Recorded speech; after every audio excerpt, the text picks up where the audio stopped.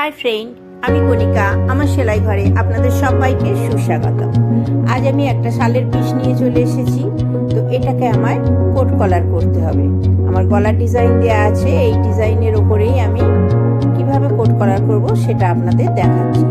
আমার পুট আছে 15, তো 15 অর্ধেক 7.5, আমি পুরো 7.5 নিয়ে নিয়েছি। আর গলার জন্য নিয়েছি 3.25 ইঞ্চি। আমি গলার পর থেকে 1/2 ইঞ্চি কমিয়ে নিচ্ছি, পুটে 1/2 ইঞ্চি নামিয়ে নিচ্ছি। এখানে একটা দাগ করে নিচ্ছি। আমি আর্মহোল নামিয়েছি 7.5।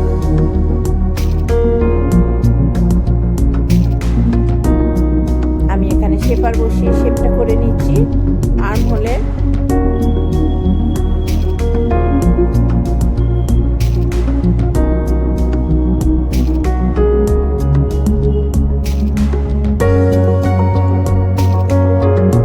ড্রয়িংটা আমি কমপ্লিট করে নিয়েছি। তো আমার এখানে চেস্টের মাপ আছে 40, তো এখানে আমি 10 নিয়েছি। আর কোমরের মাপ আছে 32, তো 8 নিয়েছি। আর হিপের মাপ আছে 43, তো আমি এখানে 11.25 নিয়েছি। আর 1 ইঞ্চি এক্সট্রা 12.25 নিয়েছি হিপের কাটবো বলে। এখানে আমি কলারটা কেটে নিচ্ছি। দেখুন, কলারটা নিচ্ছি 8 ইঞ্চি। আমার কলার খুব বড় হবে না, ছোট কলার বলেছে, তো সেই জন্য 8 ইঞ্চি মাপ করে নিয়েছিলাম। 8 ইঞ্চি আমি কলারটা কেটে নিচ্ছি। কলারটাকে আমি দুভাঁজ করে নিয়ে ওপর পোর্শনটা হালকা রাউন্ড শেপ করে কেটে নেবো, একটু দেখতে সুন্দর লাগার জন্য।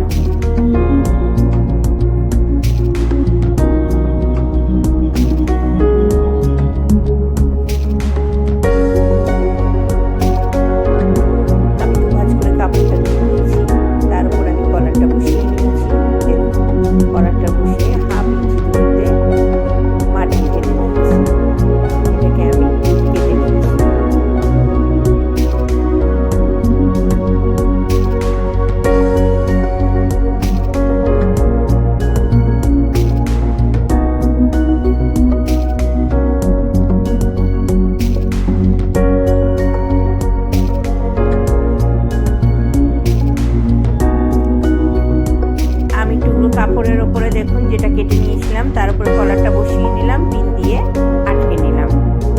তো আমি এই কলারের মাপ করে কলারের ঠিক পাশ থেকেই আমি এটাকে সেলাই করে কাপড়টাকে সেলাই করে নিচ্ছি, যাতে কলারটা ওর ভেতরে সুন্দরভাবে সেমভাবে বসানো যায়।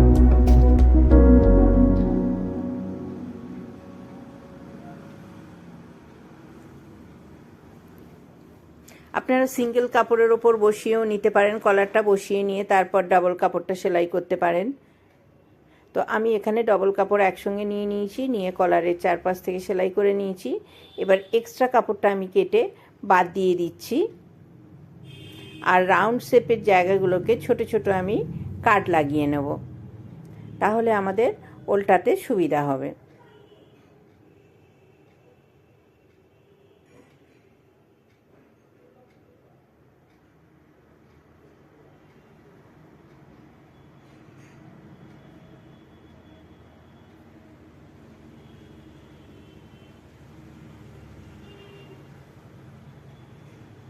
আমি কাপড়টাকে এবারে উল্টিয়ে নিচ্ছি, উল্টিয়ে কলারটা আমি ভেতরে দিয়ে দিচ্ছি। ভেতরের কাপড়টা মানে সেলাই করার পর যতটা পারবেন সরু করে রাখবেন, তাহলে মোটা হবে না, শৌখিন হবে এবং দেখতে সুন্দর, ফিনিশিংটা ভালো আসবে। তো আমি কলারটা ভেতরে ঢুকিয়ে নিলাম খাপের ভেতরে, নিয়ে এবার আমি ওপর থেকে একটা চাপ সেলাই দিয়ে নিচ্ছি। দেখুন আমি পিন দিয়ে আটকে নিয়েছি পুরোটাই, যাতে কলারটা না ভেতর থেকে বেরিয়ে আসে।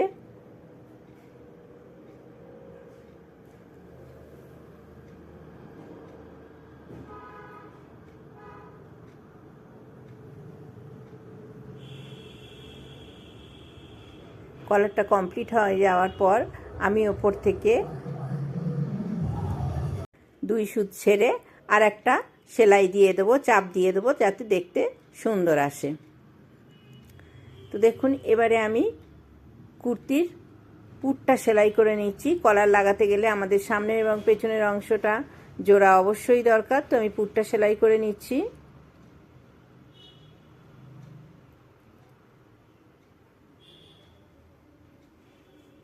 আমি ডবল করে সেলাই করে নিচ্ছি।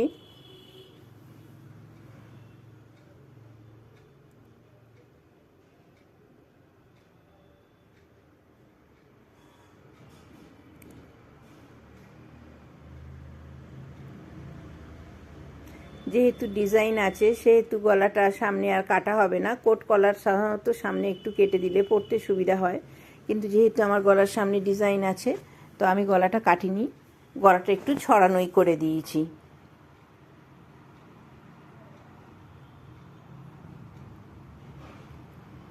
আমি পুটটা ভাঁজ করে নিয়ে মিডল পোর্শনটায় ছোট্ট একটা কাট লাগিয়ে নিলাম, কারণ মিডল পোর্শনেই আমি কলারটা বসিয়ে লাগাবো। আমি কলারেও মিডল পোর্শনে কাট লাগিয়ে নিচ্ছি, যাতে আমাদের বসাতে দুদিকের কলারই সমানভাবে বসে। একদিক থেকে বসালে কলার ছোট বড় হতে পারে, কিন্তু মিডল থেকে আপনারা এইভাবেই কলার বসাবেন। মিডল থেকে বসালে কলার একদম দুদিকে সমান হয়। তো দেখুন আমি সিঙ্গেল কাপড়টা আগে করে নিয়েছি, কারণ কলার পর্যন্ত সেলাই হবে বলে, কলাইয়ের একদম ধার থেকে সেলাই হবে বলে আমি সিঙ্গেল কাপড়টাতেই সেলাই করে নিচ্ছি। আমি আগে থেকেই কাটটা লাগিয়ে নিলাম সামনের পোর্শনে আর পেছনের পোর্শনের মিডলে।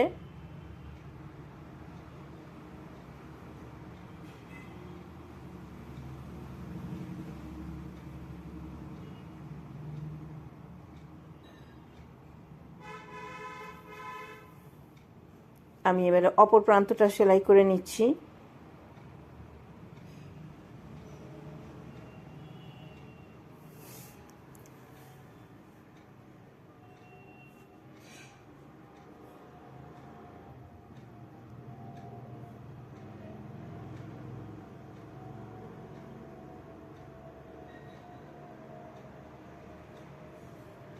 দেখুন আমি একটা তেসরা পটি কেটে নিয়েছি, আমি তেসরা পটিটা গলায় বসাবো।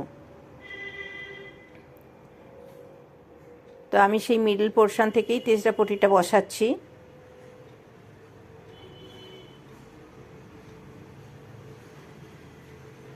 আর একটা কথা যেটা বলা হয়নি, সোজা দিকেই কলারটা বসাতে হবে, মানে কুর্তির সোজা দিকে। কুর্তির সোজা দিকে কলারটা বসালে তাহলে উল্টো দিকে সেলাইটা করা যাবে, ফিনিশিংটা আনা যাবে আর কি।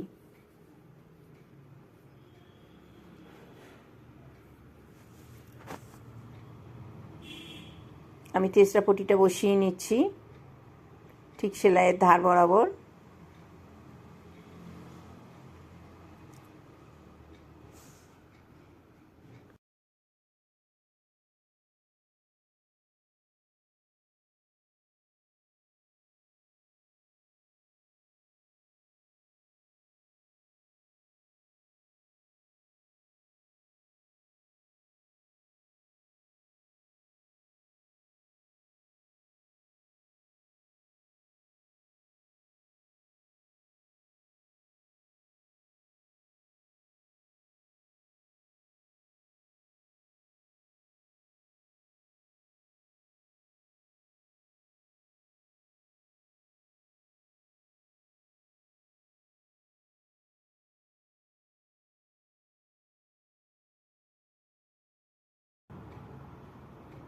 এখানে দেখুন আমি তেসরা পটিটা সেলাই করে নিচ্ছি।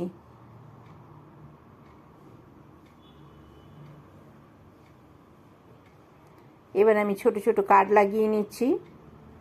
কাট লাগিয়ে নেওয়ার পর আমি চাপ সেলাই দিয়ে নেব। তারপর নিচের পোর্শনটা মুড়ে নেব, মুড়ে সুন্দর করে বসিয়ে নেব।